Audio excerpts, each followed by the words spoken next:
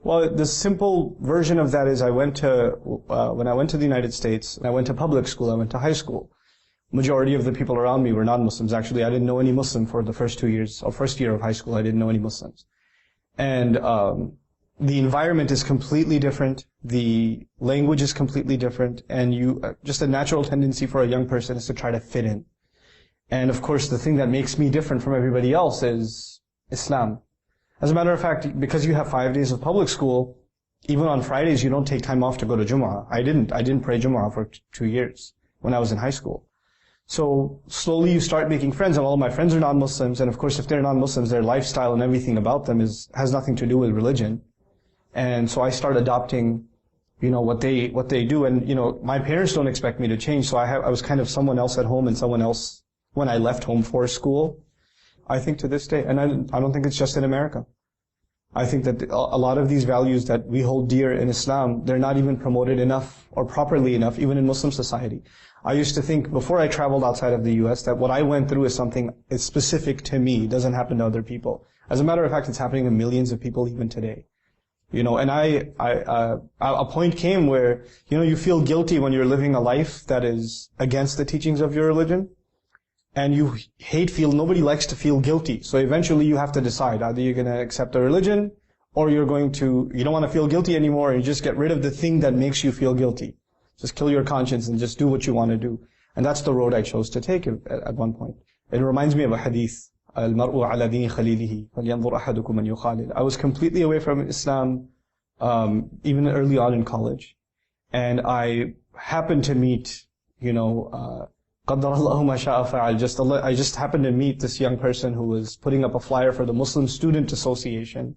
And I asked him what that was about, and I thought, if it's a Muslim Student Association, they must have the best parties, because they must get Muslims from all the countries at their parties. So I asked him, do you guys party? And he said, yeah, we party. But when I went, it was just these two guys, and they're discussing something about the Qur'an or something. I thought, this is not a place for me. But these guys were really nice to me. And they started spending time with me, they were giving me rides home, and slowly but surely, I still wasn't praying or anything. But one day, one of those friends, he just pulled over to pray. And I just felt bad, and I prayed just because he was there. And I just got a taste of it, and before I knew it, I was praying 5 times a day again and relearning how to pray. I didn't even remember how many rak'ah there were in Maghrib, and what do you recite, when you sit in Qu'ud. I had to go through all of that over again. But I did, alhamdulillah, and I attribute it entirely, Allah made my friends a way to do that. One of the most important messages I think that benefited me, that I hope other Muslims can benefit from, is, number one, there's nobody who's hopeless. Because, if you saw me in college, and you were religious, and you just came out of salat, and you saw me walk by in high school, you would look at me and say, Astaghfirullah al-Azim, look at these people.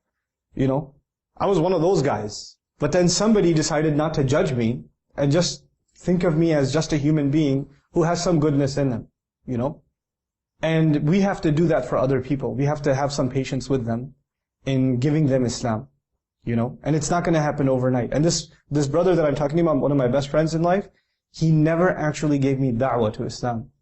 He never actually told me to pray. He never told me about the Qur'an. Hafiz Qur'an, walam a'rif. I had no idea.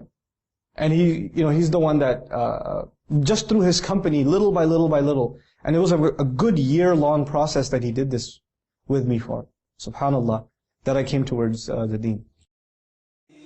الله نور السماوات والأرض الله نور السماوات والأرض مثل نوره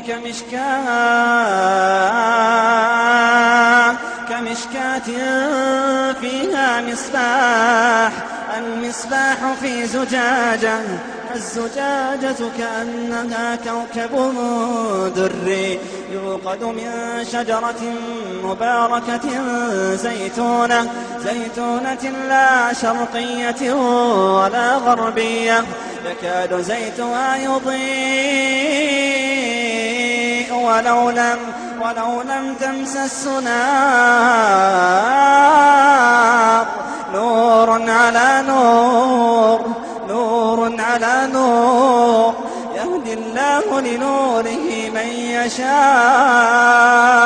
يهدي